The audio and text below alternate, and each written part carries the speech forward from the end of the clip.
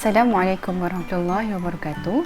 InsyaAllah hari ini saya akan menunjukkan cara untuk menyediakan sarapan pagi untuk menu Scrambled Egg Wrap.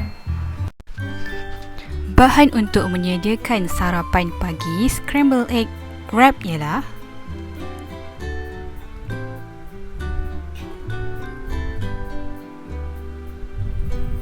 dua biji telur, setengah biji tomato, setengah biji bawang, satu keping tortilla, sedikit garam dan sedikit minyak masak. Pertama sekali kita potong dahulu tomato dan bawang.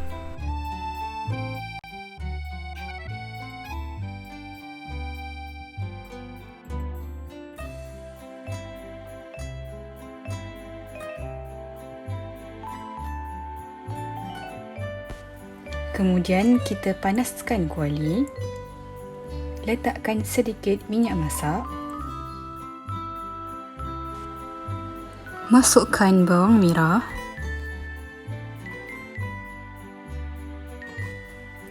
masak bawang merah sehingga berwarna keperangan,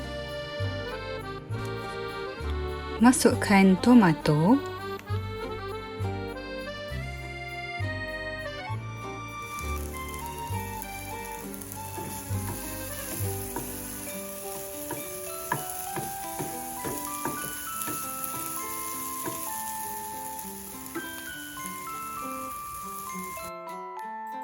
pecahkan dua biji telur,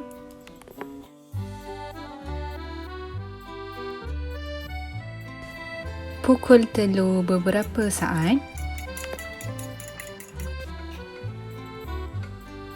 masukkan sedikit garam,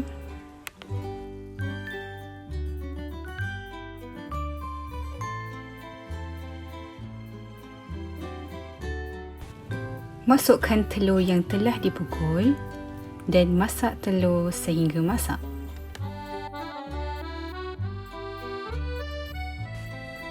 Letak sedikit scrambled egg yang sudah dimasak di atas tortilla. Lipat roti tortilla membentuk wrap.